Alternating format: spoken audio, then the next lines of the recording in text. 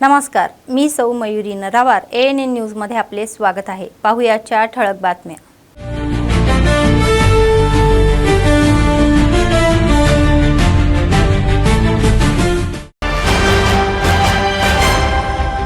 Municipal निवडणुकीबाबत मुख्यमंत्री रेवंत रेड्डी यांची zoom बैठक, विजयी उमेदवारांना तिकीट देण्याच्या सूचना।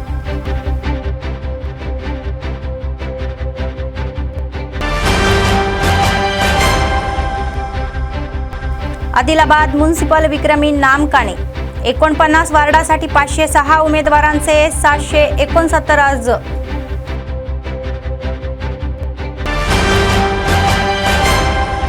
रस्ता सुरक्षा महिन्याच्या शेवटी RTA अंतर्गत टूकेरन जिल्हाधिकारी प्रियदर्शनी स्टेडियम मध्ये विजेत्यांना स्मृतिचिन्हे सादर।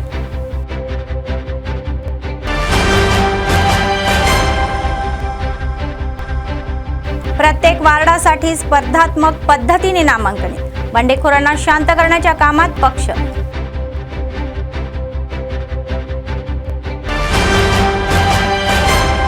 दत्तक मुलाच्या उत्पत्तीसाठी डेन्मार्कहून आदिलाबादला जोडपे, 2 वर्षाच्या वयात कायदेशीररित्या दत्तक घेतलेल्या मुलाच्या पालकांच्या तपशिलीसाठी उत्सुक।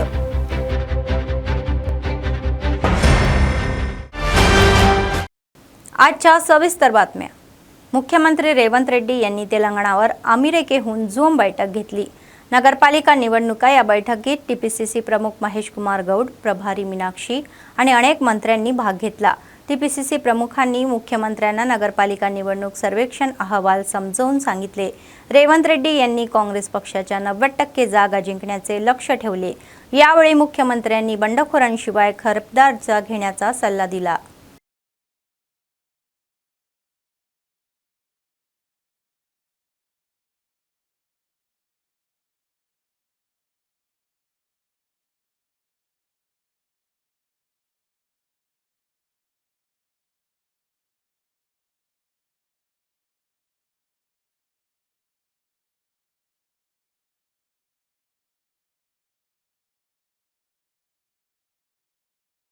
तेलंगणा राज्यातील मेदारम मेळा आज संपले, तथापि समक्का सारका मंदिरांमध्ये पोहोचलेले संपूर्ण मेदारम महाजात्रा गर्दीने भरले होते। ही जत्रा प्रवाहामध्ये पवित्र स्नान केल्यानंतर लाखो भाविक सोन्याने देवतांना अर्पण करत आहेत। तर राजू आणि गोविंदराजू या 2 मातांसह भाविकांनी मंदिराकडे धाव घेतली। इतके लोक होते की संपूर्ण जंगल वाळूने भरलेले तरीही त्यातून जाऊ शकले नाही। यामुळे मेदारम रस्त्यावर मोठी वाहतूक कोंडी झाली। तळवई ते मेदारम या रस्त्यावर सुमारे 8 किलोमीटर पर्यंत वाहने पूर्णपणे थांबली होती। 3 दिवस जत्रेत सहभागी झालेले आणि अर्पण केलेले भाविक कालपासून परत येत आहेत।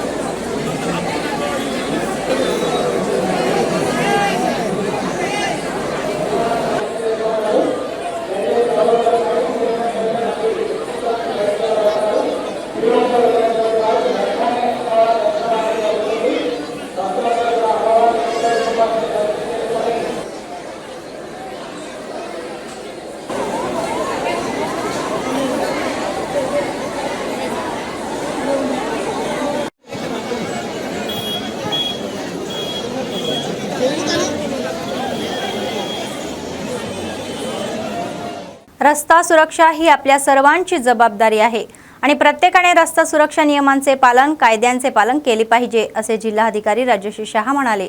शनिवारी वाहतूक विभागाने आयोजित केलेले राष्ट्रीय रस्ता सुरक्षा महिन्याच्या समारोप समारंभाचा भाग म्हणून शहरामध्ये 2K रनचे आयोजन करण्यात आले होते। स्थानिक RTO कार्यालयापासून ही धाव सुरू झाली आणि प्रियदर्शनी स्टेडियमपर्यंत सुरू राहिली।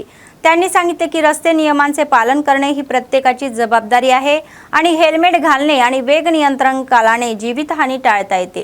वाहतूक विभागाने महिनाभर राबवलेले जागरूकता कार्यक्रमासाठी अधिकाऱ्यांचे अभिनंदन केले। नंतर 2K रन मधील विजेत्यांना आणि पाहुण्यांनी बक्षीस स्मृतिचिन्हेही प्रदान केली।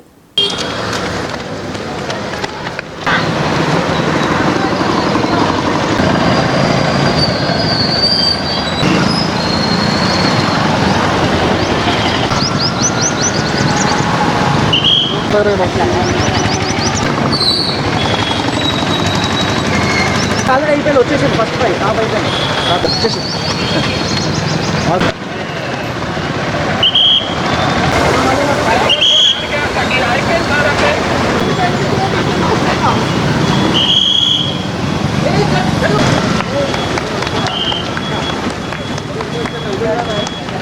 Participants, a very good morning to everyone and a warm welcome to all of you.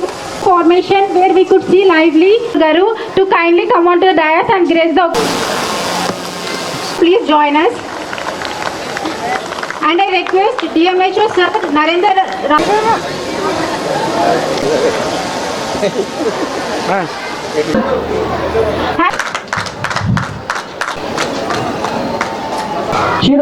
cheer up.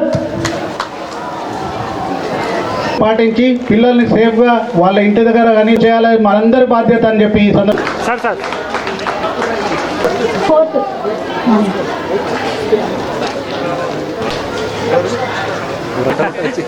అనే ప్రైజ్ అలాగే sir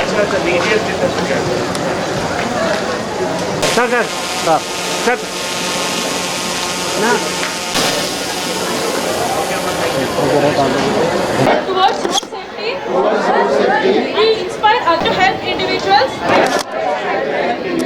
affected by accidents on the development of clean, healthy and good culture. Jai Hind. So మనం గత నెలలో అంటే 1 జనవరి నుంచి మళ్ళీ 31 జనవరి దీంట్లో మళ్ళీ చాలా రకాల కార్యక్రమాలు ముఖ్యంగా అవేర్నెస్ పైన ఎక్కువగా ఫోకస్ చేసి అవేర్నెస్ కార్యక్రమాల పైన మనం పెట్టడం జరిగింది।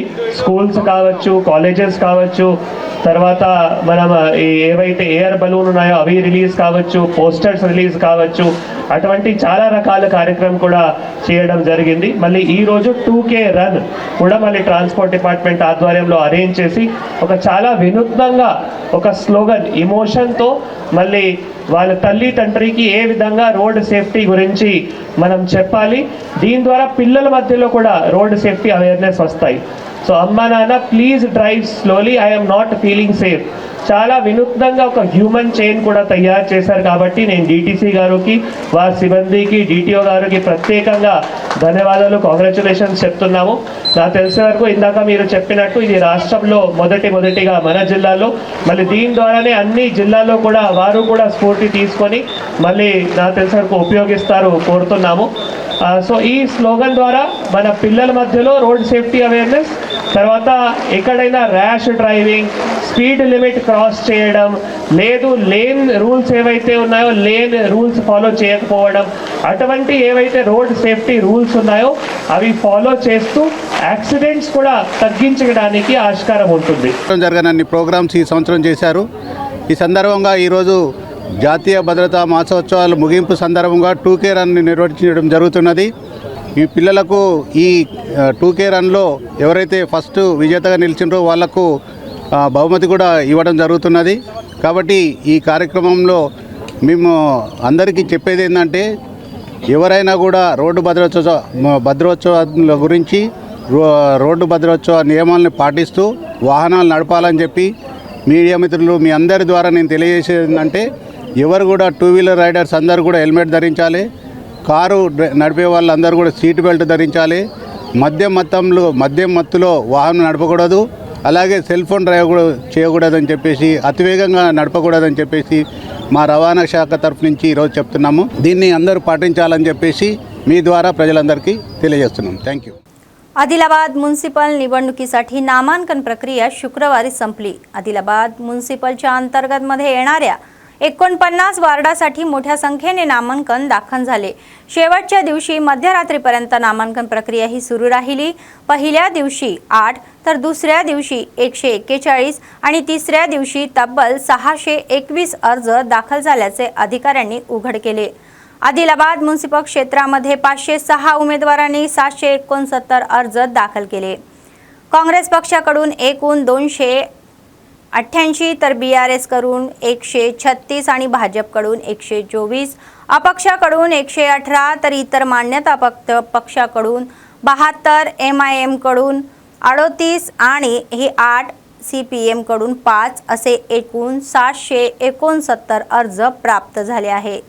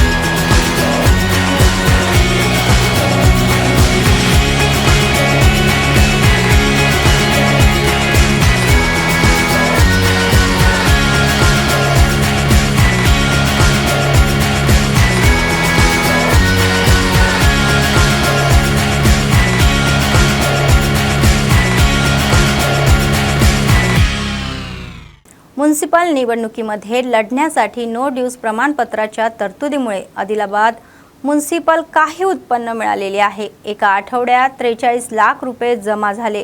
अनेक वर्षापासून प्रलंबित असलेली काही मालमत्ता आणि पाणी कर थकबाकी अखेर वसूल झालेली आहे। निवडणूक लढवणारे उमेदवार आणि समर्थक पालिकेला नो ड्यूज प्रमाणपत्र सादर करणे ही बंधनात्मक करत आहे। जणू काही त्यांच्याकडे कोणतेही थकबाकी नाही, म्हणून त्यांनी रांगा लावून त्यांची थकबाकी भरली। यासाठी पालिका कार्यालयात विशेष काउंटर उभारण्यात आले होते। एकूण 1350 लोकांनी त्यांचे कर थकबाकी भरले आणि नो ड्यूज प्रमाणपत्रे मिळाली। यासह पालिकेने मालमत्ता करातून 15 लाख रुपये आणि पाणी बिलातून 28 लाख रुपये जमा केले। एका आठवड्यामध्ये प्रलंबित कराच्या स्वरूपामध्ये एकूण 43 लाख रुपयाचे उत्पन्न मिळाले।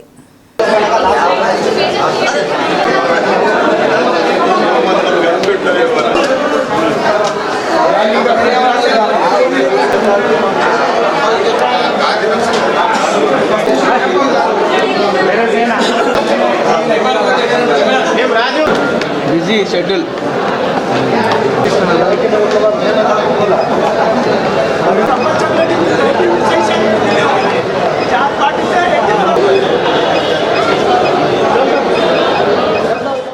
DYSO श्रीनिवास म्हणाले की खेळाचे अनेक फायदे आहेत। शनिवारी त्यांनी आदिलाबाद इंदिरा प्रियदर्शनी स्टेडियममध्ये अधिकाऱ्यांसह CM कप स्पर्धा झोन स्तरावरील स्पर्धाचे उद्घाटन केले। व्हॉलीबॉल, खो-खो स्पर्धा आयोजित करण्यात आला। ते म्हणाले की खेळ मानसिक उत्साह सोबतच शारीरिक तंदुरुस्ती देखील प्रदान करतात।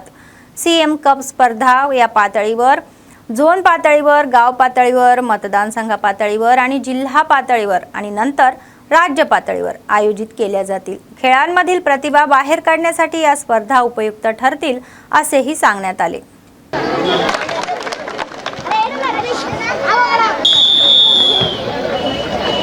बेटा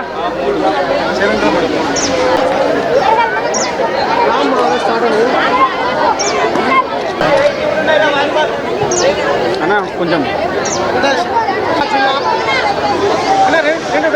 అన్న వరకు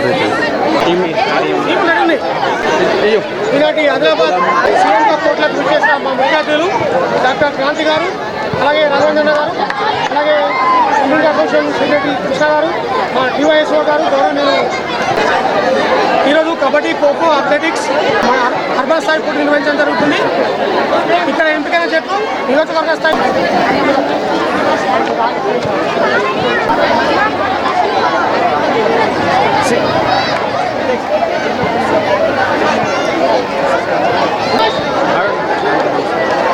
ఓకే అన్న సీనా సార్ సీను సార్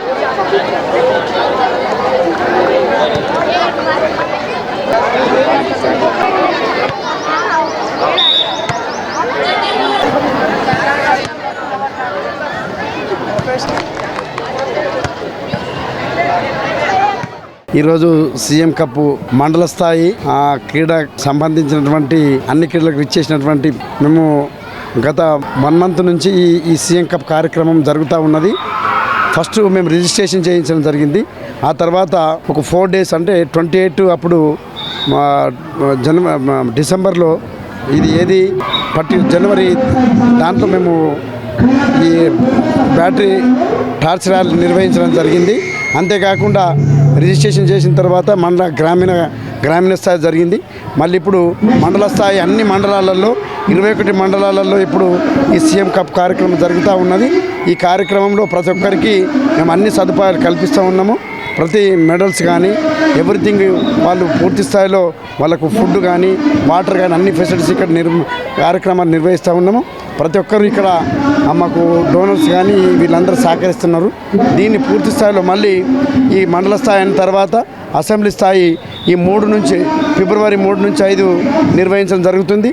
ఆ తర్వాత మళ్ళీ జిల్లా స్థాయి 8 నుంచి 14 వరకు మళ్ళీ రాష్ట్ర స్థాయికి వీళ్ళని మళ్ళీ పంపడం జరుగుతుంది. నిర్వహిస్తూ ముగిస్తున్నాం. సీఎం కప్ ఈ నెల 28 నుంచి 31 తారీఖు వరకు నడుస్తూ ఉంది. దీంట్లో పాల్గొంటున్న ప్రతి ఒక్క విద్యార్థికి ఏంటంటే నా యొక్క హృదయపూర్వక నమస్కారాలు తెలియజేస్తున్నాను. మరియు దీని తర్వాత నేషనల్ రాష్ట్ర స్థాయి మరియు అసెంబ్లీ స్థాయి నెక్స్ట్ గేమ్స్ ఉన్నాయి. దీంట్లో కూడా మన ఆదిలాబాద్ నుంచి మంచి విద్యార్థులను పార్టిసిपेट అయ్యి మంచి ప్రైజులు కొట్టాలని చెప్పి మనस्फूर्तीగా कोरकुंటున్నాను. म्युनिसिपल निवडणुकीचा एक भाग म्हणून आदिलाबाद म्युनिसिपल केलेतील 49 वार्डासाठी मोठ्या प्रमाणात अर्ज दाखल झालेले आहे. प्रत्येक वार्डमधून डझनभर अर्ज दाखल केल्याने पक्षांना भीम फॉर्म कोणाला द्यायचा हे ठरवण्याची अडचण येत आहे. अपक्ष आणि सर्व पक्षांसह एकूण 506 जणांनी 49 वार्डासाठी 770 अर्ज दाखल झालेले आहेत. तर यासोबतच तुष्टीकरणाचा हंगामा सुरूच आहे. संबंधित पक्षाचे नेते संबंधित पक्षाच्या हायकमांडचा निर्णय अंतिम असल्याचे सांगत असले तरीही त्यांना भीम फॉर्म मिळेल की नाही याबद्दल संबंधित उमेदवाराचे तणाव आहे. तीनही प्रमुख पक्षांमध्ये ही समस्या आहे. तथापि काँग्रेस पक्षाकडून एकूण 268 तर BRS कडून 136 तर भाजपकडून 124 अपक्षाकडून 118 तर इतर सर्व मान्यता प्रमाण पक्षाकडून 72 आणि AIMI कडून 38 तर 8 आणि CPM कडून 5 अशा एकूण 769 नामांकासाठी अर्ज दाखल केलेले आहे. बंडखोरांना शांत करण्यासाठी आणि अपक्षांना मागे घेण्याचा प्रयत्न सुरूच आहे. 3 फेब्रुवारी रोजी अर्ज मागे घेईपर्यंत किती जण आपले अर्ज मागे घेतील हे पाहणे बाकीच आहे.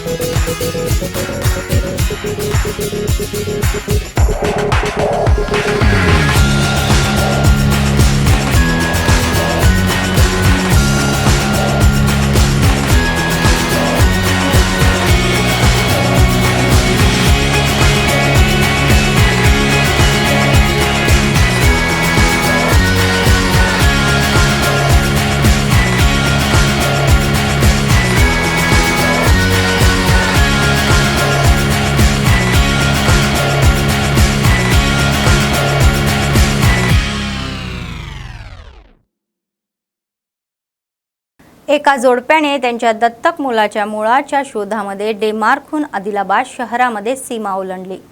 2016 मध्ये एका महिलेने रिम्स रुग्णालयामध्ये 2 महिन्याच्या बाळाला सोडून दिले.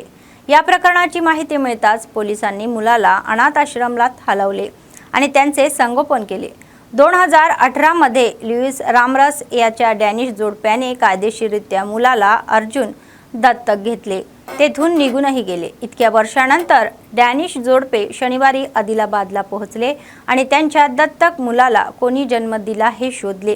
ते दत्तक हक्क परिषदेच्या या मदतीने मुलाच्या जैविक पालवाच्या ठेवाठेवाण्या शोधाचा प्रयत्न करत आहे. अर्जुनचे मूळ उत्पत्तीबद्दल माहिती असलेल्या कोणालाही संपर्क त्यांच्याशी साधण्याची विनंती ते जोडपे माध्यमाद्वारे करत आहे.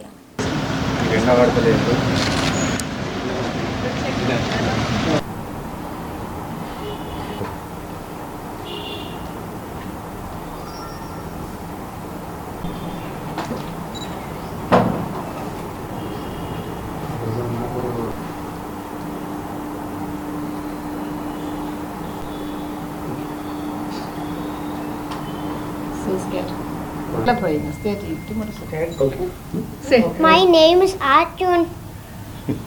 And you came from? And Arjun comes from Denmark. Denmark. Yes. And Arjun would really like to.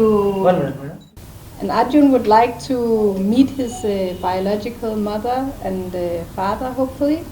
So please, if anybody knows Arjun, we would very much like that you contact Anjali, who's our lawyer.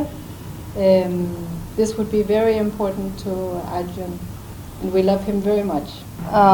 मैं advocate Anjali Pawar adoptee rights council organisation से हूँ, पुणे से. Actually Arjun जो है Denmark से आया हुआ है. वो बच्चा आदिलाबाद से है. 2016 में वो रिम्स अस्पताल में एक्सरे विभाग के यहाँ पे पाया मिला. तब पुलिस ने अपना जो डीसीपीओ है प्रसाद सर, उनको बुला के फिर वो बच्चा उनको हैंडओवर किया.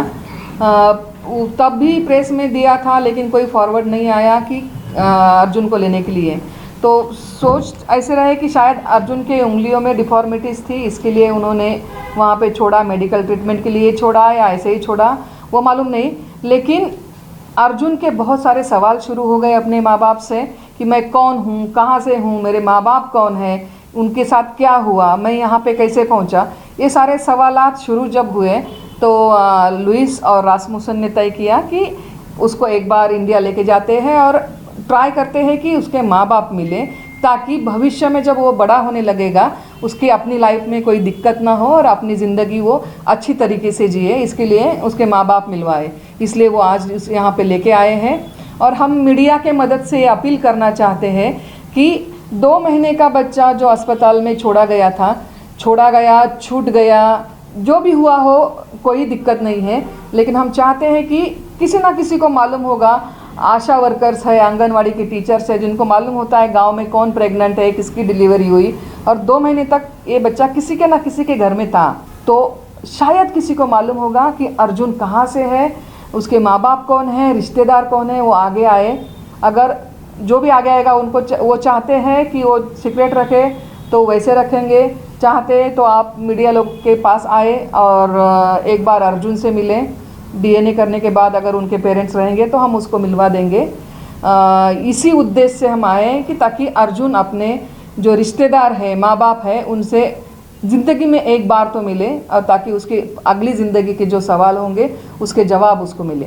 अभी तो एक 10 दिन के लिए है यहाँ पे, तो हम इसलिए पूरे प्रिंट मीडिया, इलेक्ट्रॉनिक मीडिया सबका हेल्प चाहते हैं कि ये न्यूज़ सभी जगह स्प्रेड हो और सबको पता चले कि ये बच्चा जो 9 साल का है आज के दिन में 10वां साल शुरू हो गया है और उंगलियों में उसके ये है, तो वो आइडेंटिफिकेशन मार्क है कि किसी को मालूम होगा कि ऐसा बच्चा था. तो अपील करते हैं आ जाइए. एक्चुअली कानूनन अभी बच्चा डैनिश है, इंडियन नहीं है. और ये लुईस और रासमुस उनके माँ बाप है कानूनन तौर पे. तो वो चाहते हैं कि अर्जुन को और एक फैमिली मिले ताकि वो छुट्टियों में ऐसे यहाँ पे आए, उनसे मिले। देखने का बस मिलना है, देखना है, आगे जो भी रिश्ता बढ़ेगा वो अभी हम भविष्य का बोल नहीं सकते, लेकिन आज के रोज में उनको ढूंढना है और मिलवाना है, यही उद्देश्य है। जगाचे निर्माते विश्वकर्मा यांची जयंती बेला मंडळ केंद्रामध्ये सुद्धा जातीच्या आश्रयाने मोठ्या उत्सवात साजरी करण्यात आली। मंडळ केंद्रातील संघ भवनामध्ये विश्वकर्मा ध्वज फडकवण्यात आला आणि त्यांच्या प्रतिमेला ही आदरांजली वाहण्यात आली। विश्वकर्मा संघाचे जिल्हाध्यक्ष संतोष जनवे म्हणाले की त्यांच्या जातीतील कुशल तरुणांना उपजीविकेअभावी अनेक अडचणीला तोंड द्यावे लागत आहे। तेलंगणा राज्यातील प्रत्येक जातीला उपजीविका पुरवणाऱ्या राज्य सरकारने त्यांचा विचार करावा असेही ते म्हणाले। एकेका वेळी ग्रामीण भागामध्ये विश्वकर्मा भूमिका खूप महत्त्वाची होती असे सांगण्यात आले। लाकूड कामाची दुकाने, लोहार भट्ट्या आणि लोहार काम बंद आले आहे असेही सांगण्यात आले।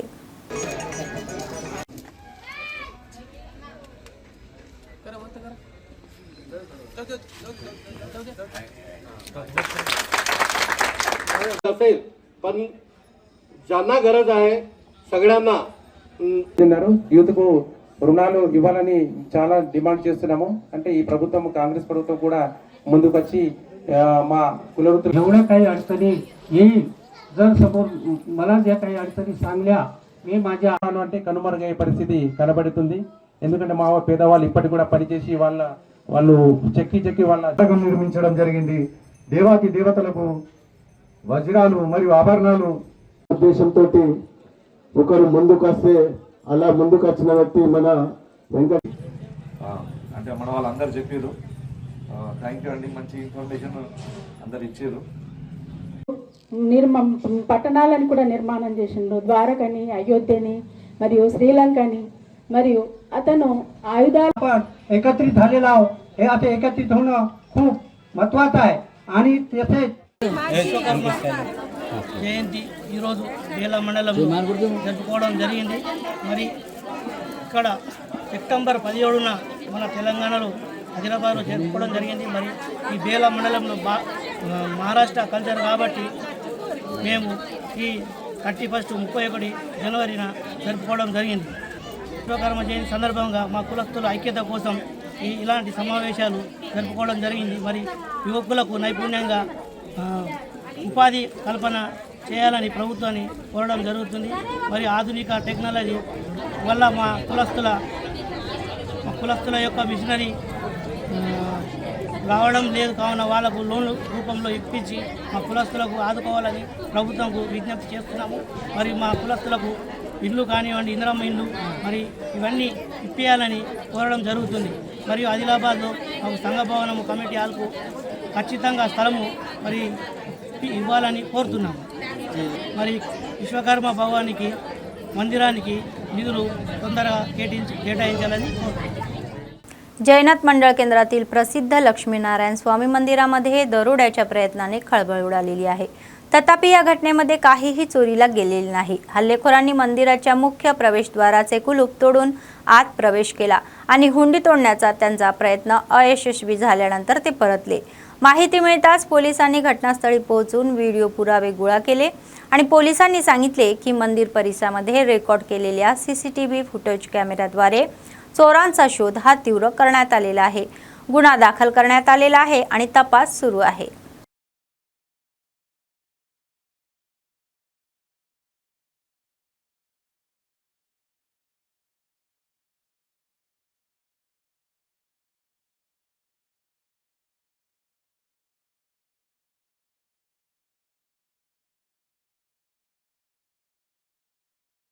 गावकऱ्यांनी तलामाडू मंडळाच्या कज्जरला गावामध्ये समक्का सारका देवतांची विशेष पूजा केली। आजूबाजूच्या गावातील भाविक समक्का सारका देवताचे दर्शन घेण्यासाठी येथे आले। मेदारममध्ये होणाऱ्या या जत्रेप्रमाणेच कज्जरला गावातही दररोज पुजारी कार्यक्रम आयोजित केले जातील असे आयोजकांनी सांगितले।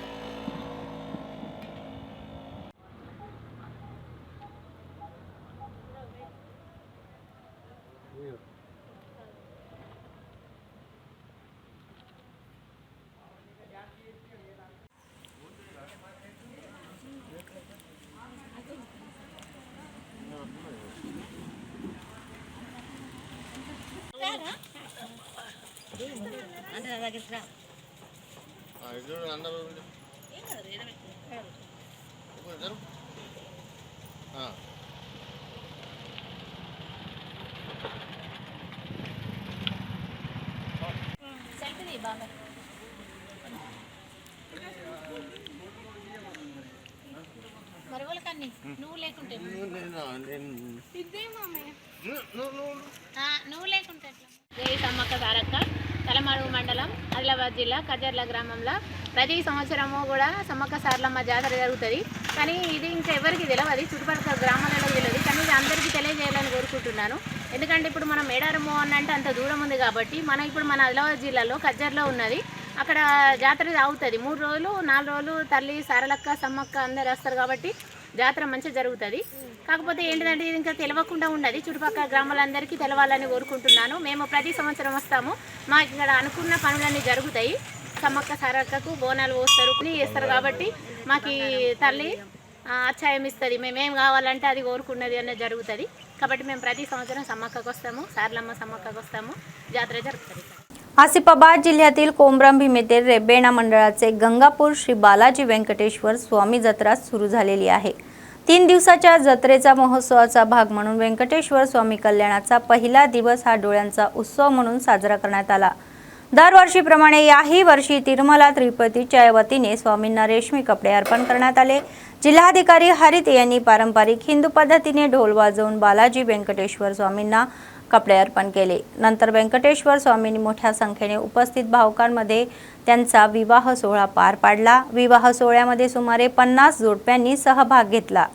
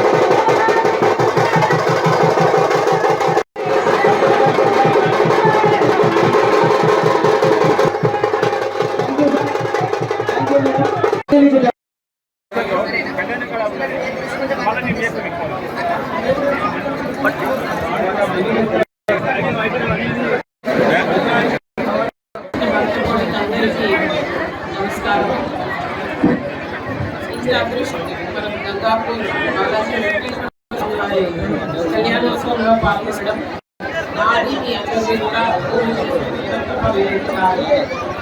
స్వామివారి కళ్యాణోత్సవంలో పాల్గొని మన జిల్లా కొరకు మన జిల్లా ప్రజల కొరకు మన రాష్ట్రం కొరకు మన దేశం కొరకు అందరూ సుభిక్షంగా ఉండాలని ఎటువంటి విపత్తులు రాకుండా కాపాడాలని మనసారా కోరుతున్నాను.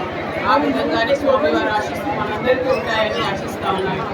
ఇంకా 2 రోజులు ఇవాళ రేపు ఎల్లుండి మనకి జాతర కంటిన్యూ అవ్వబోతోంది. నా విజ్ఞప్తి ఏంటంటే అందరూ ప్రశాంతంగా ఉంటూ భక్తి పారవశ్యంతో వేరే ఆలోచన మనసులో ఏమి పెట్టుకోకుండా భక్తితో స్వామివారిని దర్శించుకోండి.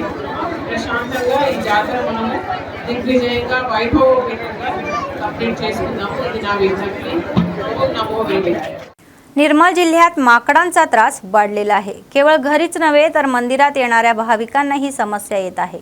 मंदिर प्रशासनाने माकडांचा त्रास रोखण्यासाठी एक योजना राबवलेली आहे.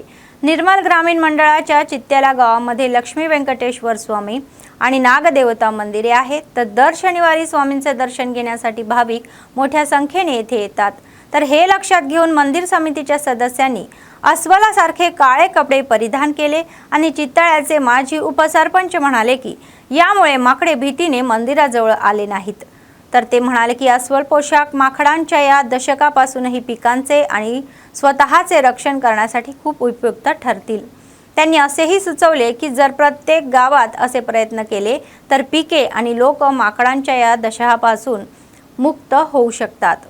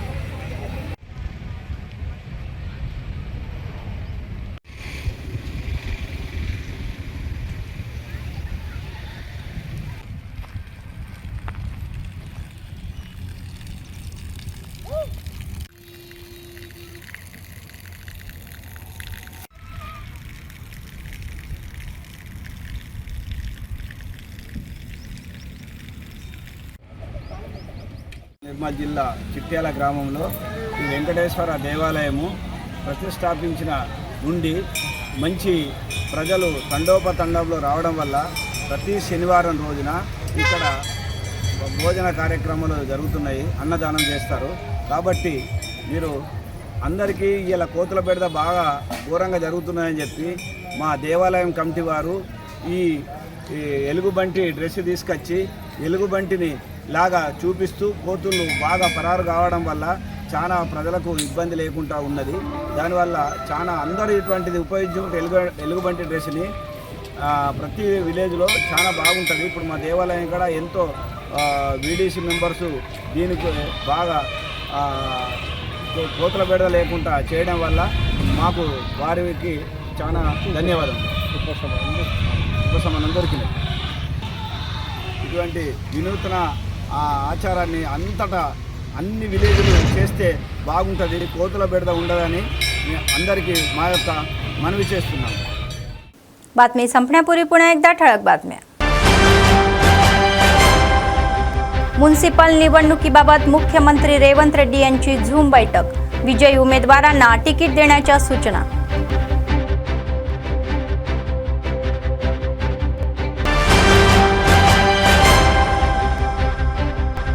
आदिलाबाद म्युनिसिपल विक्रमी नामकाणे. 49 वार्डासाठी 506 उमेदवारांचे 769 अर्ज.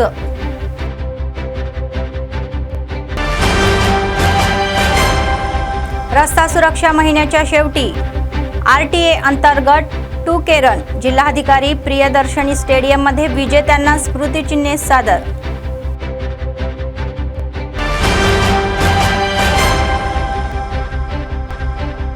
प्रत्येक वार्डासाठी स्पर्धात्मक पद्धतीने नामांकने. बंडखोरांना शांत करण्याच्या कामात पक्ष.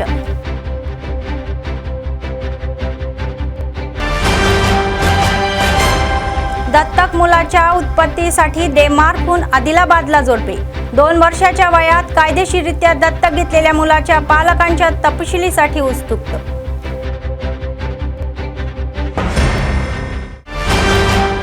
या होत्या आजच्या बातम्या. पुढच्या बातमीपत्रात पुन्हा भेटूया. तोपर्यंत पाहत रहा ANN न्यूज. नमस्कार.